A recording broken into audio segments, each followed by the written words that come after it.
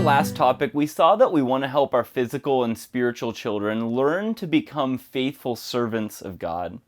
We saw that starts as we lead them to Christ and help them grow to spiritual maturity.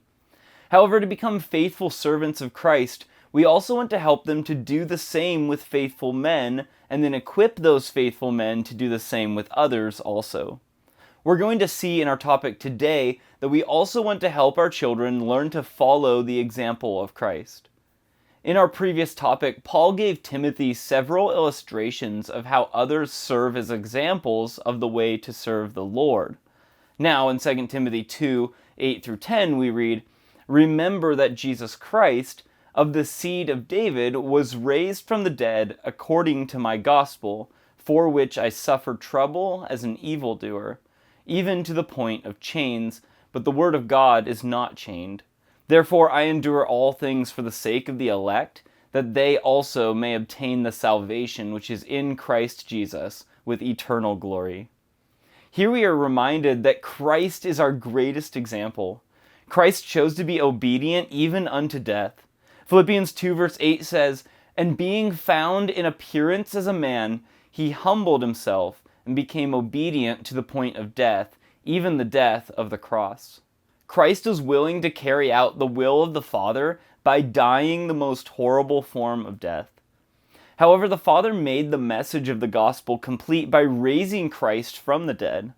As a result, Paul was very willing to follow the example of Christ. It's true that he was suffering hardships. In fact, he was being treated as an evildoer. The word that is translated evildoer is used 3 other times in the Old Testament. All 3 of the other uses are in Luke 23, where the word is used to describe the 2 criminals who were crucified on each side of Christ. Paul was even bound in chains like a common criminal. As a result, Paul could truly say that he was being treated like a common criminal. At the same time, Paul made it clear that the word of God could not be chained. Here we see that even though Paul was in chains, the word of God could not be stopped. The word that is translated endure means to bear suffering calmly with patience. 1 Peter 2 verse 20 says, "For what credit is it if, when you are beaten for your faults, you take it patiently? But when you do good and suffer, if you take it patiently, this is commendable before God." Paul accepted the suffering that he was experiencing with patience, because he was suffering for the sake of the elect. The word translated elect means those who had been chosen by God to salvation. Paul was willing to do whatever was necessary in order to make it possible for others to hear the word of God. Paul had written earlier in 1 Corinthians 9 verse 22, "To the weak I became as weak, that I might win the weak. I have become all things to all men, that I may by all means save some." The goal of Paul was to share the gospel so that others would be able to look forward to eternal glory.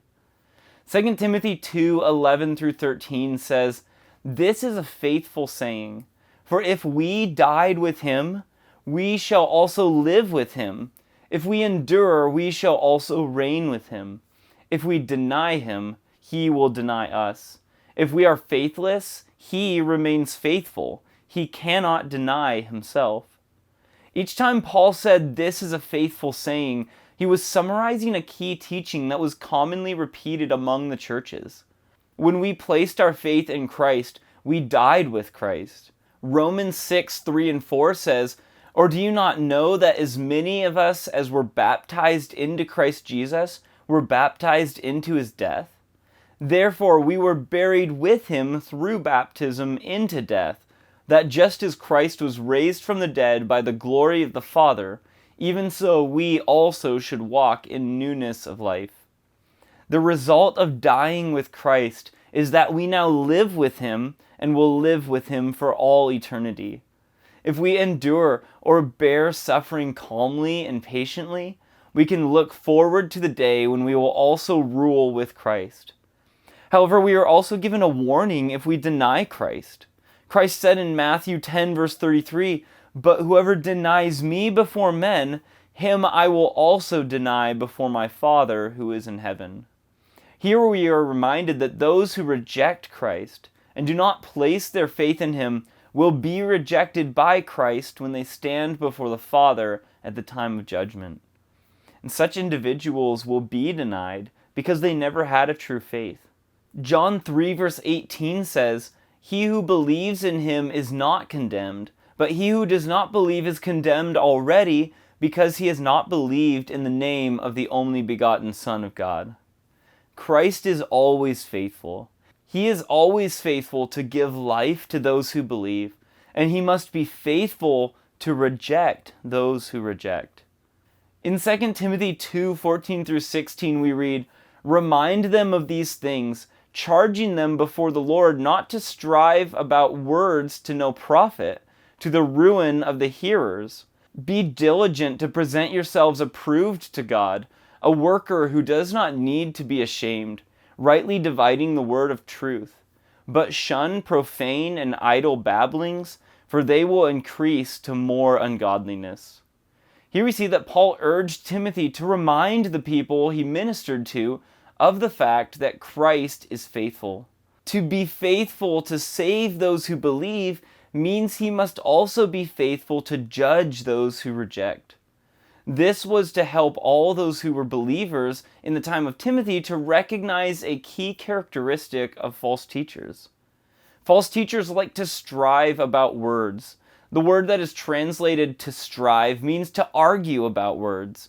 Another form of this word is used in 1 Timothy 6, 3 through 5, where we read, "If anyone teaches otherwise, and does not consent to wholesome words, even the words of our Lord Jesus Christ, and to the doctrine which accords with godliness, he is proud, knowing nothing, but is obsessed with disputes and arguments over words from which come envy, strife, reviling, evil suspicions, useless wranglings of men of corrupt minds and destitute of the truth, who suppose that godliness is a means of gain.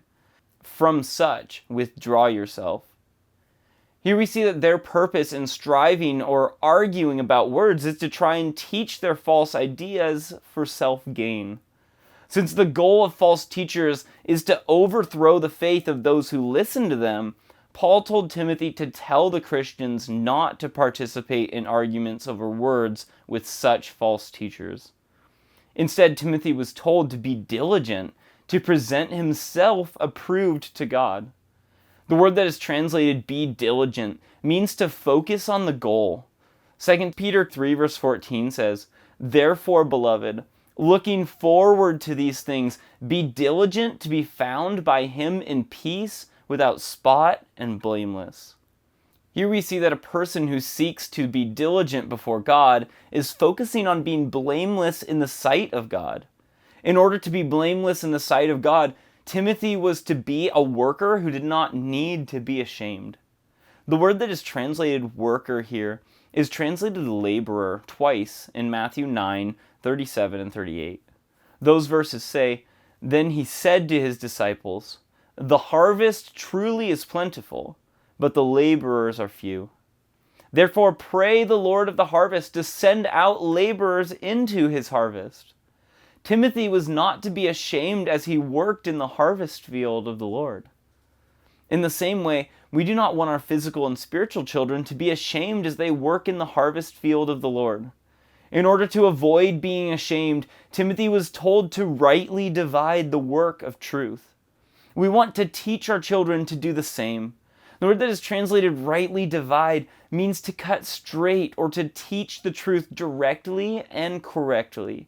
The phrase "the word of truth" is explained in Ephesians 1 verse 13, where we read, "In him you also trusted, after you heard the word of truth, the gospel of your salvation, in whom also having believed, you were sealed with the Holy Spirit of promise."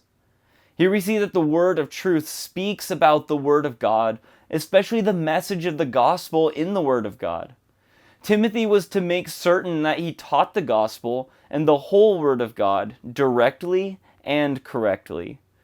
In order to teach the gospel correctly, Timothy was to shun profane and vain babblings. In 1 Timothy 6, 20 and 21, it says, "O Timothy, Guard what was committed to your trust, avoiding the profane and idle babblings and contradictions of what is falsely called knowledge. By professing it, some have strayed concerning the faith. Grace be with you. Amen. Here we see that false teachers who speak profane and vain babblings claim that they have been given special knowledge from God. We want to help our children learn to recognize any person that is adding to or taking away from the Word of God.